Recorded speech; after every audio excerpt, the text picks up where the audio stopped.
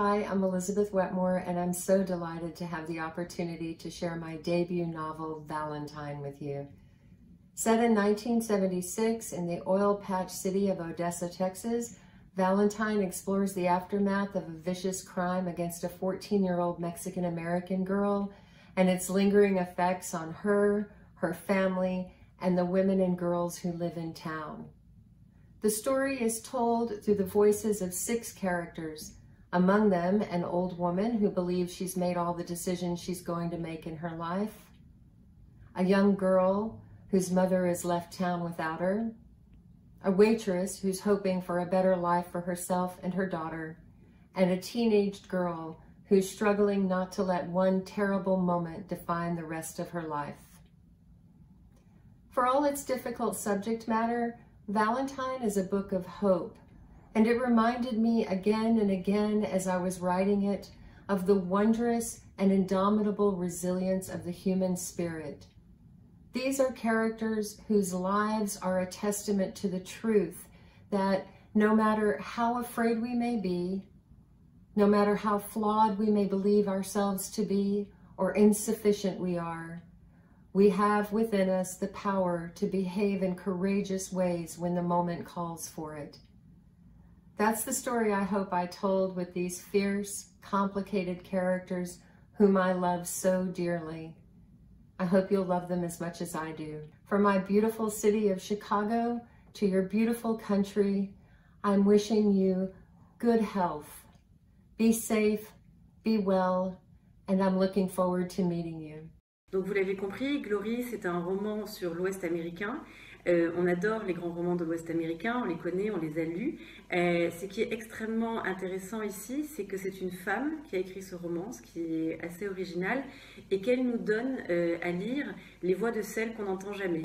C'est un roman extrêmement âpre, dur, et qui reste en tête longtemps après avoir été terminé.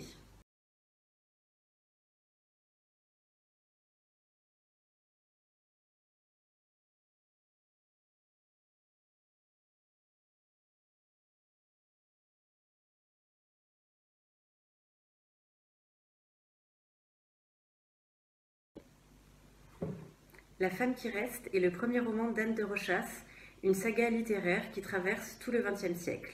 C'est évidemment une plongée dans l'école du Bauhaus, les fêtes absolument extravagantes, les personnages qu'on retrouve qui sont Walter Gropius, Klee, Kandinsky ou Mies van der Rohe. On apprend aussi énormément sur le théâtre expérimental de Brecht et c'est vraiment une saga qui nous entraîne tout au long du XXe siècle en Allemagne, mais aussi en Russie et aux États-Unis. Bonjour, je suis Anne de Rochas, l'auteure de La femme qui reste. Cette femme est venue vers moi à travers une autre histoire, qui est celle d'une école d'art en Allemagne, au début du XXe siècle, qu'on appelle le Bauhaus. Alors le Bauhaus, ça peut paraître un peu austère, un peu abstrait, mais en fait c'est une histoire passionnante et surtout extrêmement émouvante, parce que c'est l'histoire des gens qui l'ont fait. Clara, mon héroïne, est encore une jeune fille, à peine une femme quand elle arrive à Dessau en 1926. Et c'est le moment où Gropius, le directeur du Bauhaus, est en train de construire son bâtiment mythique, l'école. Elle va y rencontrer Holger et Théo, 2 autres étudiants, et ensemble ils vont vivre l'aventure de la modernité. Ils vont partager des heures d'atelier absolument exténuantes, ils vont partager les fêtes extravagantes, ils vont rencontrer toutes sortes de personnalités de l'époque, et de cette Allemagne qui est à la fois dangereuse, pauvre, mais aussi bouillonnante de créativité. Ce qui m'a frappé, c'est que Bausler, ils sont, et Bausler, ils vont le rester. C'est-à-dire que l'école va influer sur leur destin, et ils vont continuer de la porter à la fois à travers le temps, et à travers le monde entier, et tout l'espace, quoi. Enfin, ils ne vont jamais cesser d'être des Bausler. Ce roman est donc un roman sur la création, sur la naissance du design, mais c'est avant tout un roman sur la fidélité des sentiments, la fidélité aux idéaux et la fidélité à soi-même quand l'histoire vous impose des choix auquel on ne peut pas résister. Alors, mon métier de créatrice textile que j'ai pratiqué très longtemps m'a évidemment aidé à pousser les portes rouges de cette école et à m'installer parmi eux, à vivre avec ces Bauhausler. Et je l'ai fait avec un énorme sentiment de fraternité et aussi beaucoup de respect pour leur histoire. On peut aimer le Bauhaus ou on peut ne pas aimer le Bauhaus, mais ça n'a aucune importance parce que les Bauhausler, on ne peut pas s'empêcher de les aimer. Et donc, moi, je les ai adorés, vraiment, et j'espère aussi que vous allez les aimer à travers ce livre et que vous allez aimer ce roman. Et voilà, et je vous remercie de m'avoir écouté.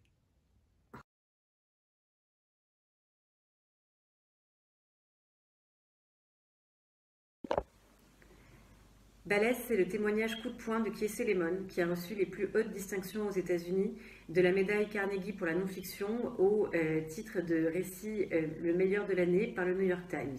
Ce récit, c'est l'explication de ce que c'est que d'être noir aux États-Unis. Kiese Lemon a beau aujourd'hui être un auteur qui a figuré sur les listes des best-sellers du New York Times, être un professeur à l'université, il sera toujours arrêté par la police. Mais au-delà de l'éclairage sociologique de ce que c'est que d'être noir aux États-Unis, Balèze, c'est aussi le cri d'amour d'un fils pour sa mère. Un amour qui est maladroit, qui est caché, mais qui est toujours extrêmement présent. Et le tout porté par une langue extrêmement puissante. Et c'est un récit vraiment extrêmement littéraire. Hello, my name is Kiese Lemon. I'm a Black Southern writer from Jackson, Mississippi. I want to thank all you booksellers for selecting Heavy. Heavy, an American memoir, in some ways is an extension of the art projects my mother gave me when I was a kid. We grew up together in Jackson. She had me when she was 19. Often she'd come and give me these pieces of construction paper and crayons and tell me I had to go to my room and create something and then come out 30 minutes later and we talk about the art I created. 35 years after the last time I remember doing that, I used the book form to write a book directly addressed to her about secrets we kept from one another, about growing up in Mississippi, about the struggles and the joys and the triumphs and the abundances of being not just an American, but a Mississippi American. The book is really an attempt to remix Richard Wright's Black Boy.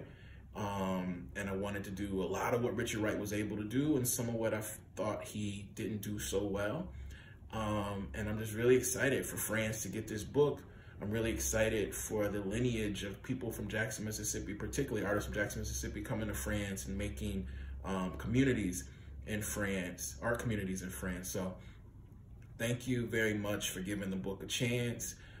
It's a tough read, it's a joyful read, it's an abundant read, and I hope to see y'all soon. Bonjour. Bonjour. Philippe. Emmanuel. Aronson. On est les traducteurs de Balèze, de Kiese Lemon. Et c'est un livre dans lequel il explore la relation très complexe qu'il a avec sa mère, avec sa grand-mère, avec l'anorexie, avec la boulimie, avec l'obésité. Le traumatisme de grandir noir et garçon dans le Mississippi, un état très très raciste du sud des États-Unis. Absolument. Il explore aussi tout le poids du sexe.